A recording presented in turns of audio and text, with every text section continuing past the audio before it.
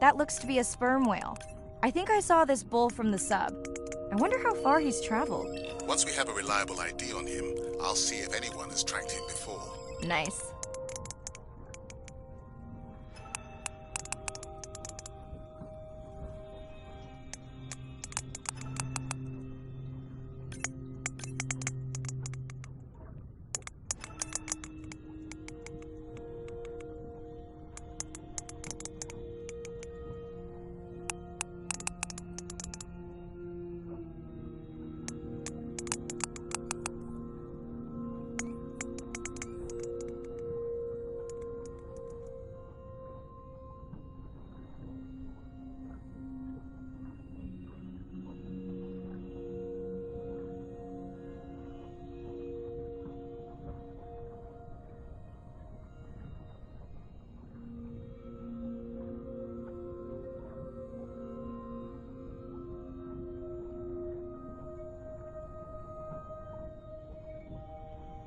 Don't get too jealous, folks, just 'cause I'm swimming with dolphins. My grandmother always warned me that although they're cute, they can also be pranksters, and today, also very noisy. Can your AI parse through all those sounds? Not using this scanner. But I do have a new drone design that should be better at isolating the source of the sounds.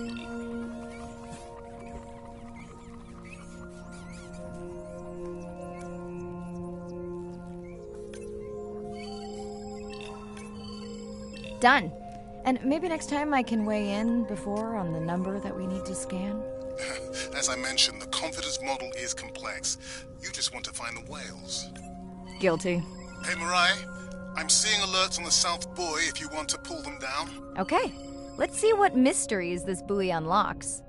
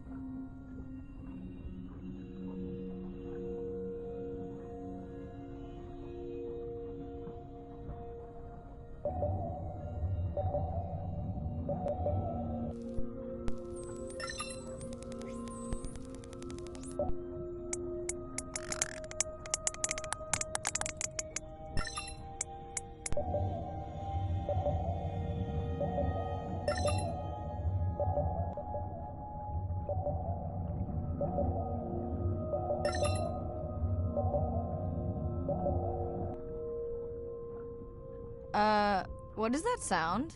Did I break something? I've deployed acoustic modems to transmit from other sensors. For those of you who have no idea what he's talking about, he means we use sound to transmit data, so we can have Wi-Fi in the ocean. Impressive. What kind of bandwidth do we get? Like 1990s dial-up.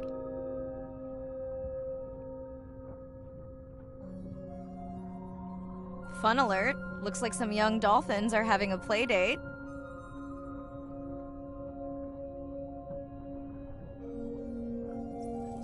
Hey guys, can I take a turn?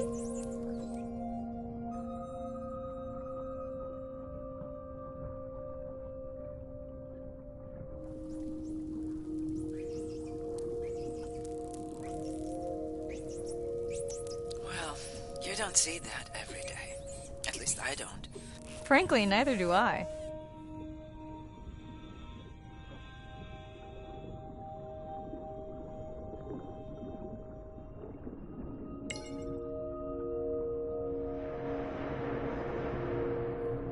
Ooh, company.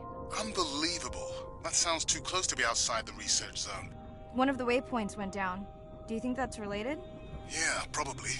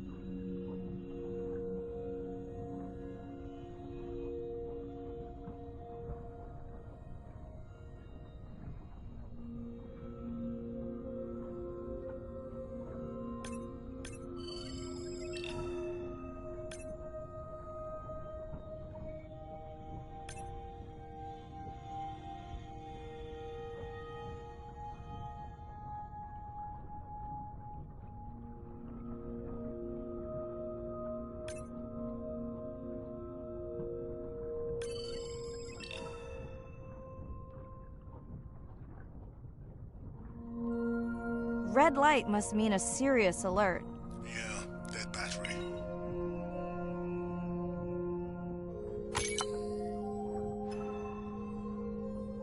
Whoa! Octopus!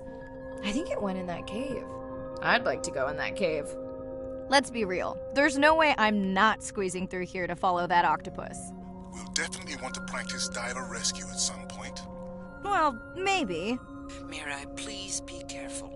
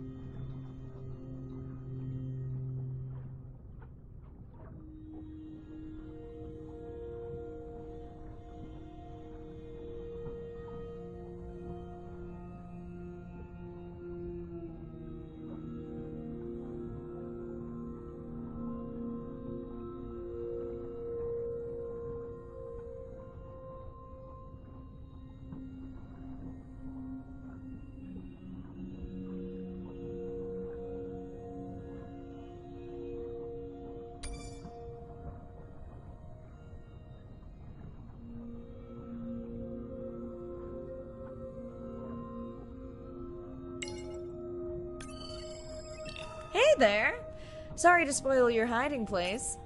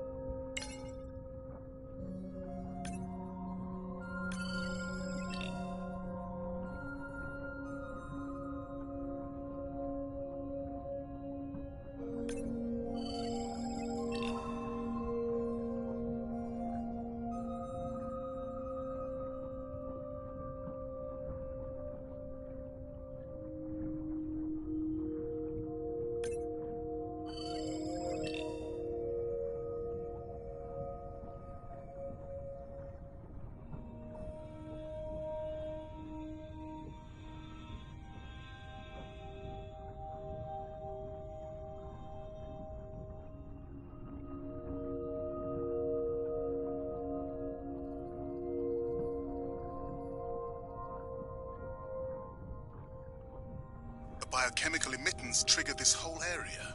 Because of me. Not because of me, but because I configured the sensors to detect stress in the coral population.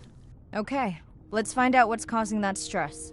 Mirai, please collect biosamples from any of the distressed corals. Happy to oblige. For those watching, these sensors help us understand what leads to resiliency in corals so we can help breed it into other species.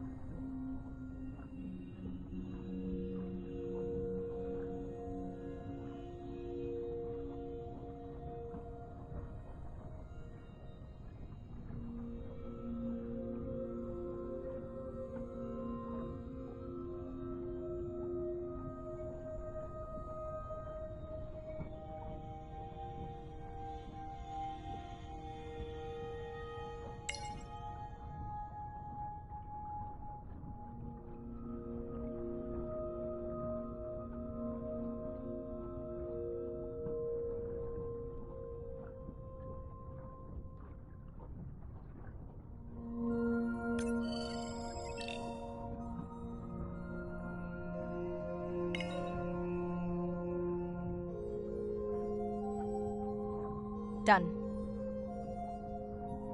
Mirai, sperm whales. And they must be your pod because I have a tag signal that is definitely ours. Pushing the waypoint. On my way.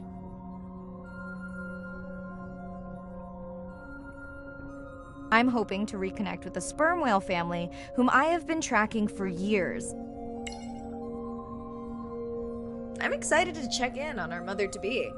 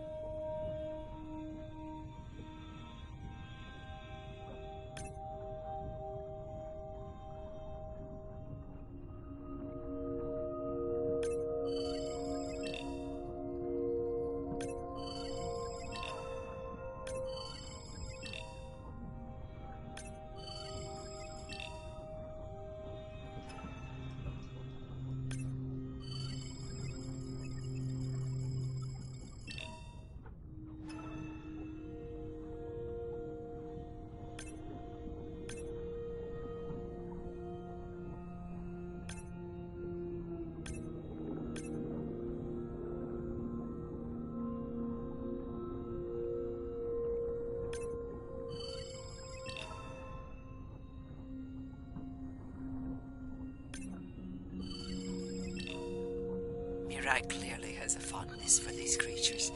She's fallen silent. Right. Let me finish scanning them all. I still don't see our pregnant mother.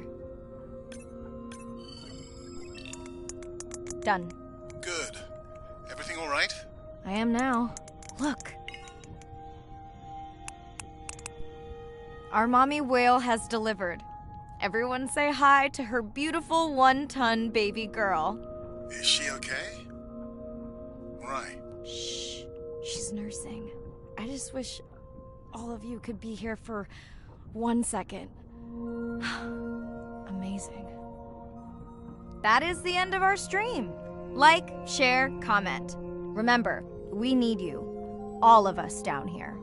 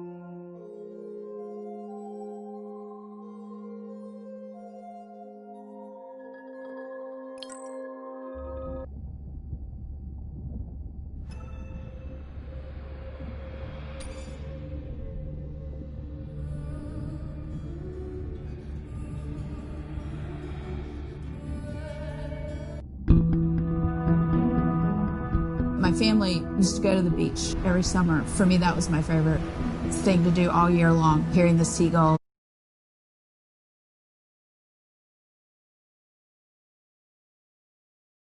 Relaxing and fascinating all at the same time.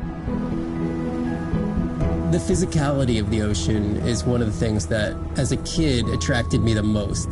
That thrill of just having that ocean energy push me along. You could just ride all day. There was no lift tickets, there was no fees to get into the ocean. When I describe to people what it's like to dive on a coral reef, they're like, oh, I never thought about that. They've never had a shark swim right beside them. Look them in the eye and give them a little fright for a second before they realize that the shark just wonders what I'm doing, just like I wonder what the shark is doing. I started free diving. So when I think of diving, I really think of free diving. Like, this is what whales do, right? Take a big breath of air and they hold that oxygen inside their body. This ability to free dive down to where the scuba divers were, swim around and come back up, was just so free. Nothing on, no equipment. I just love that. It made me feel like a fish. When I did my first submersible dive, I realized it wasn't just that I was meant to be out on ships. I was supposed to be in the bottom. I don't think anyone has ever measured endorphins in submarines, but I can tell you they're probably through the roof. The first time I was in a submarine, I saw that life down there and 50 new questions popped into my brain that wouldn't have come up because it was this immersive experience and I just felt it. When you're in a submarine and you're looking at these magical environments, you're overwhelmed by this sense of wonder. You're humbled by this feeling of there's so much I don't know about the world, and you're stimulated to figure out how this all works together. I'm a marine biologist. I'm someone who studies the ocean from as many angles as I can. When my kids ask me what I do for a living, I tell them that I'm an explorer. I'm an aquanaut. I dive down to the bottom of the ocean and I see things that people have never seen before. How lucky am I to be able to share this amazing habitat with the rest of the world?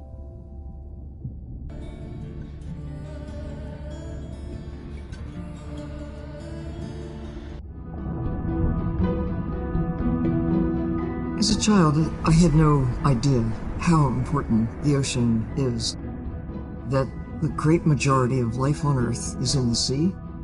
That the greatest diversity of life is in the sea. My name is Sylvia Earle. I'm a scientist, an oceanographer, an ocean explorer. I've spent years at sea aboard ships and thousands of hours under the sea. I've seen things others have not. If others could see what I've witnessed, they would know how much the ocean has changed, and they would know why caring for the ocean matters to everyone, everywhere. The ocean is Earth's life support system, generating most of the oxygen in the atmosphere, capturing much of the carbon dioxide produced by human actions. The ocean is the planet's living blue heart. Every creature has a story. Every one, whether you're looking at a little crab, or a starfish, or a shark. If people stayed on the shore and never got underwater, how would we ever know that fish, that they have communities, they have faces?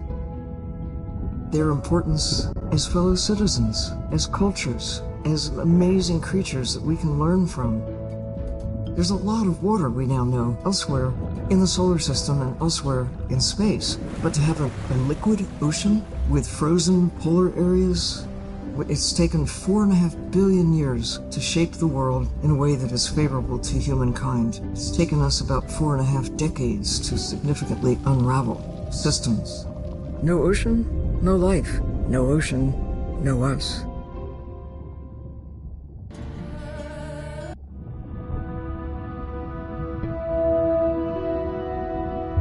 My name is Shane Garrow, and I'm the founder of the Dominica Sperm Whale Project. I've been following the lives of sperm whale families in the Caribbean Sea based off the beautiful nature island of Dominica.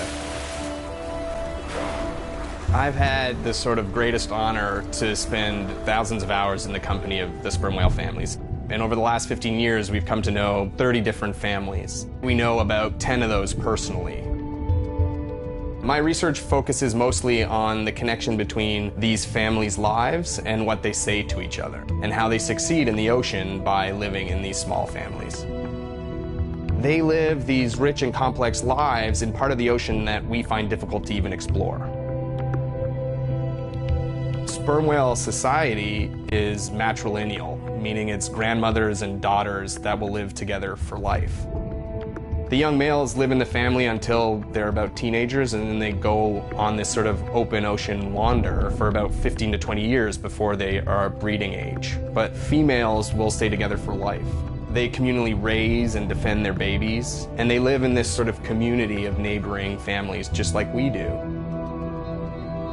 Behavior is what you do, but culture is how you've learned to do it. In the same way that we're all humans, but some of us eat with chopsticks and some of us eat with a fork. We're all still eating, but how we've learned to eat is importantly different. The secret for how these animals are surviving are these traditional behaviors, and that's why every calf counts. Every female calf is critically important, and each one of those that we lose so much potential. I think one thing that my research has shown is that our lives are really similar. The values that we have in our families, love your mom, be a good neighbor, learn from your grandmother's experience. And ultimately, life is about the quality of the relationships that you build with those around you, whether you're a whale or not. The secrets that my grandmother learned are helping me to survive now. Ensuring that these grandmothers survive to be grandmothers to share their stories, and ensuring that these babies live long enough to learn them is what's going to enable these animals to be around for a long time.